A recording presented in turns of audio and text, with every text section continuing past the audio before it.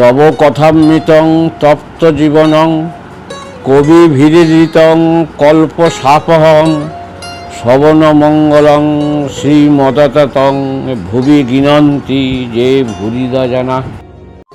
আমার প্রিয় বন্ধুরা, আজ আপনাদের কাছে শ্রী শ্রী রামকৃষ্ণের অমৃতবাণী কথামৃতের কিছু অংশ পাঠ করে শোনাচ্ছি।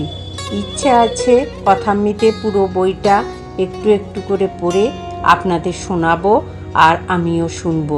যদি ভালো লাগে তবে একটা লাইক, কমেন্ট ও সাবস্ক্রাইব করে দেবেন।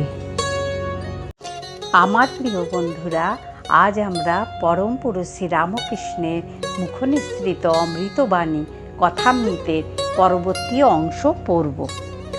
সমবেত কেশব প্রমুখ ব্রাহ্ম ভক্তগণ জাহাজ হইতে ঠাকুরবাড়ির শোভা দর্শন করিতেছেন।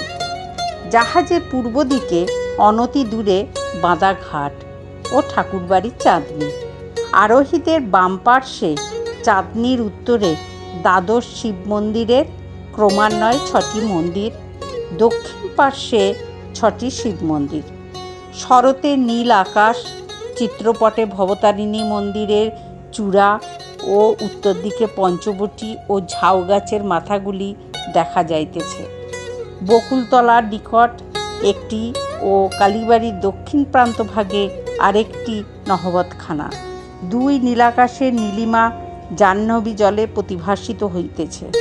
বহির্জগতে কোমল ভাব, ব্রাহ্ম ভক্তদের হৃদয়ের মধ্যে কোমল ভাব। ঊর্ধ্বে সুন্দর নীল অনন্ত আকাশ, সম্মুখে সুন্দর ঠাকুরবাড়ি, নিম্নে পবিত্র সলিলা গঙ্গা, যাহার তীরে আর্য ঋষিগণ ভগবানের চিন্তা করিয়াছেন। আবার আসিতেছেন একটি মহাপুরুষ, সাক্ষাৎ সনাতন ধর্ম।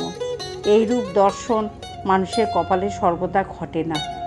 এইরূপ স্থলে সমাধিস্থ মহাপুরুষে কাহার না ভক্তির উদ্বেগ হয়, কোনো পাষাণ হৃদয় না বিগলিত হয়।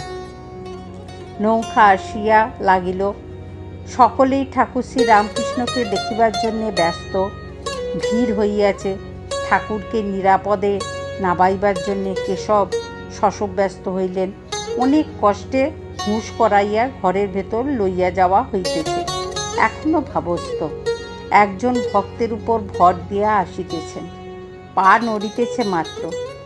কেবিন ঘরে প্রবেশ করিলেন। কেশবাদী ভক্তেরা প্রণাম করিলেন, কিন্তু কোনো হুঁশ নাই। ঘরের মধ্যে একটি টেবিল, খানকতক চেয়ার। একখানি চেয়ারে ঠাকুরকে বসানো হইল। কেশব একটিতে বসিলেন, বিজয় বসিলেন। অন্যান্য ভক্তেরা যে যেমন পাইলেন মেঝেতে বসিলেন।